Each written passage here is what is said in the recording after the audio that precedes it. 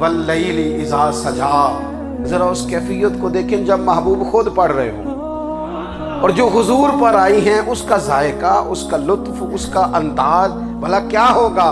حضور جب رات کو پڑھتے تھے نا قرآن پاک، تو جو پکے کافر تھے نا، ابو جہل جیسے لوگ، وہ بھی جھاڑیوں میں چھپ چھپ کے مدینے والے کی تلاوت سنا کرتے، حضور کی تلاوت سنا کرتے تھے۔ یہی بہتر ہے کہ پردوں میں وہ پردہ پوش رہے، وہ اگر پردے ہٹا دے تو کسے ہوش رہے۔ رسول کریم علیہ السلام کی تلاوت کا سننا، قریب جانا، یہ اعجاز ہے۔ حضرت فاروق اعظم کہتے ہیں میں طبیعت کا بڑا ڈاڈا تھا، مزاج کا بڑا سخت تھا، زندگی ہمیشہ ڈٹ کر گزاری، باتوں پر کھڑا رہنا آتا تھا، پر جب میری بہن نے مجھے چند آیتیں سنائی نا تو میں تڑپ ہی گیا۔ کروں آیا سا مار مقامنے نو، ہن مینو مار دے لے چلو، اوے متے عمر دی عمر برباد ہو جائے، جتھے عمر سوار دے لے چلو۔ یہ اعجاز ہے رسول کریم صلی اللہ تعالی علیہ وسلم پر نازل ہونے والی کتاب کا۔ پھر حضور نے خبریں دی، نبی پاک نے خبریں دی۔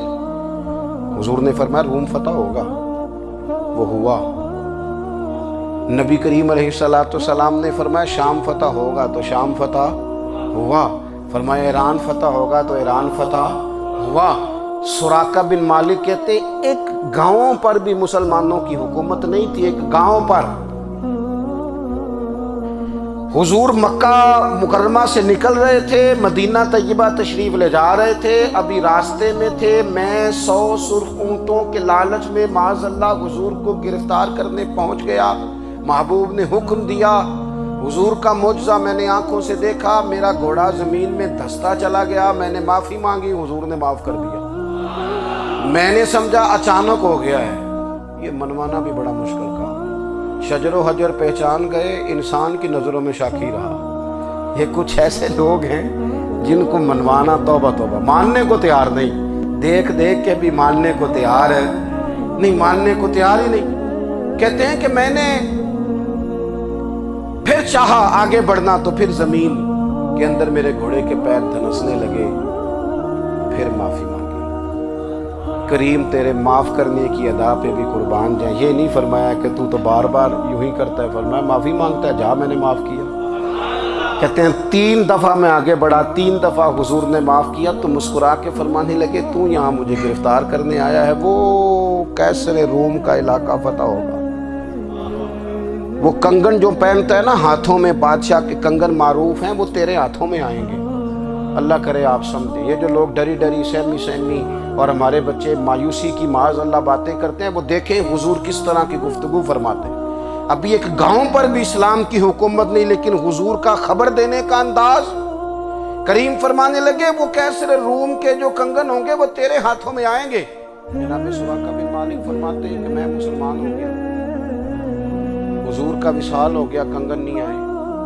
حضرت ابوبکر صدیق کا وصال ظاہری ہو گیا، کنگن نہیں آئے۔ جناب عمر کا دور آ گیا، سراقہ بوڑھے ہو گئے۔ کوئی بندہ پوچھتا نا کہ اب تو عمر ڈھل گئی ہے، زندگی کا پتہ نہیں، کہنے لگے نہیں میں نہیں جاتا، جب تک کنگن نہیں آتے اسرائیل کوئی نہیں آئیں گے، کیونکہ ساڈے نبی دی زبان ساڈے واسطے قرآن۔ جو دن کو کہہ دیا دن ہے تو دن نکل آیا، جو شب کو کہہ دیا شب ہے تو رات ہو کے رہی، اور خدا نے ان کی زبان کو وہ اختیار دیا، جو نکلی منہ سے ان کے وہ بات ہو کے رہی۔ اور فاضل بریلوی کا تو انداز ہی پھر انوکھا ہے نا، وہ تو کہتے ہیں وہ زبان جس کو سب کن کی کنجی کہے، جس کو سب کن کی کنجی کہے، اس کی نافذ حکومت پہ لاکھوں سلام۔ کہنے لگے نہیں آتے حضرت اسرائیل، فکر نہ کرو، بوڑھے ہو گئے تھے، نکلنا گھر سے بند کر دیا تھا، حضرت عمر کا دور تھا، کنگن آ گئے۔ حضرت فاروق اعظم نے ان کے پوتوں سے، نواسوں سے، بچوں سے کہا جاؤ بلا کے لاؤ، کا دادا جان بوڑھے ہیں، پھر میں تم کان میں کہہ دینا کنگن آ گئے، پھر تم دیکھنا تو صحیح۔ پھر حضرت سراقہ آئے، حضور نے جو خبریں دیں، نبی پاک علیہ السلام نے جو گزشتہ قوموں کے احوال بیان کیے، اور پھر میرے نبی پاک علیہ السلام نا دنیا میں عزتیں دینے آئے، عزتیں۔ یہ مزاج ہمیں کم کرنا چاہیے، یہ جو ہم ساری زندگی اس کام میں لگا دیتے نا، کسی کو نیچا کیسے دکھانا ہے، یہ انداز حضور نے نہیں ہمیں دیا۔ اب دیکھو حضور تشریف لائے تو ہمیں پتہ چلا کہ حضرت یوسف جیسا سونا کوئی نہیں، حضور تشریف لائے تو ہمیں پتہ چلا کہ حضرت داؤد جیسی خوبصورت آواز کسی کی نہیں، حضور تشریف لائے تو ہمیں پتہ چلا کہ جناب عیسیٰ علیہ السلام کا فقر اختیاری کس طرح کا تھا، محبوب تشریف لائے تو ہمیں پتہ چلا کہ حضرت موسیٰ کا جلال کس طرح کا تھا۔